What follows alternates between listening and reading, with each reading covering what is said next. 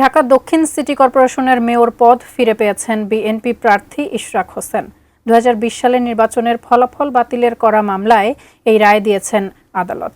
কিন্তু কি প্রক্রিয়ায় মেয়র পদ ফিরে পেলেন বিএনপির এই প্রার্থী, বিস্তারিত জানাচ্ছেন আরিফ হাসান।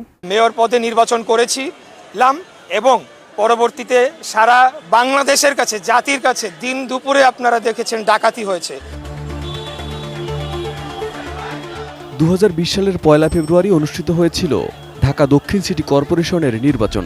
ওই নির্বাচনে মোট 6 জন প্রার্থী অংশগ্রহণ করেছিলেন। ফলাফলে আওয়ামী লীগ প্রার্থী শেখ ফজলে নূর তাপস 60.76% ভোট পেয়ে জয়লাভ করেন।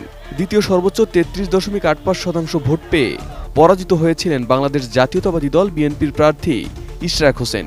ওই নির্বাচনে আর অংশ নিয়েছিলেন ইসলামী আন্দোলনের আব্দুর রহমান, জাতীয় পার্টির সাইফুদ্দিন আহমেদ মিলন, ন্যাশনাল পিপলস পার্টির বাহরানে সুলতান বাহার এবং বাংলাদেশ কংগ্রেসের আখতারুজ্জামান আলিয়া সায়াতুল্লাহ।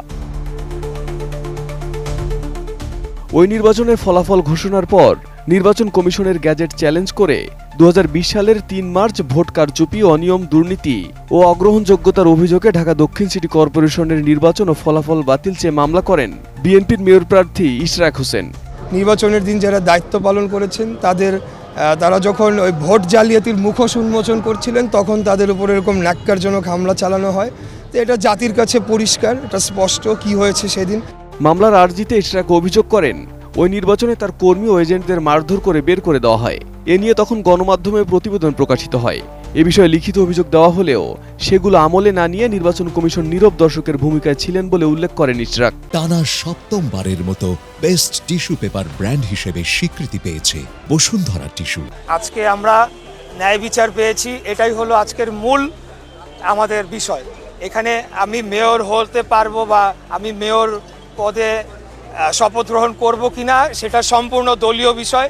আমি বাংলাদেশ জাতীয়তাবাদী দলের হয়ে ধানের শীষের মার্কা নিয়ে 2020 সালের 1 ফেব্রুয়ারি ঢাকা দক্ষিণ সিটি কর্পোরেশনে অনুষ্ঠিত যে মেয়র পদে নির্বাচন করেছিলাম এবং পরবর্তীতে সারা বাংলাদেশের কাছে, জাতির কাছে দিন দুপুরে আপনারা দেখেছেন ডাকাতি হয়েছে।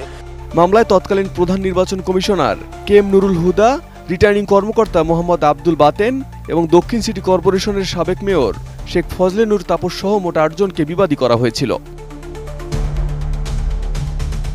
সেই মামলার 5 বছর পর ইশরাক হোসেনকে জয়ী ঘোষণা করেছে আদালত। বৃহস্পতিবার ঢাকার প্রথম যুগ্ম জেলা জজ মোহাম্মদ নুরুল ইসলাম নির্বাচনী ট্রাইব্যুনালে রায় ঘোষণা করেন। রায় ঘোষণার সময় ইশরাক হোসেন নিজেই আদালতে উপস্থিত ছিলেন। আগের যে মেয়র ছিল, যিনি ঘোষিত তথাকথিত মেয়র ছিলেন, ওনার এই মেয়র পদ বাতিল করেছেন এবং ওই গ্যাজেটও বাতিল করার নির্দেশ দিয়েছেন।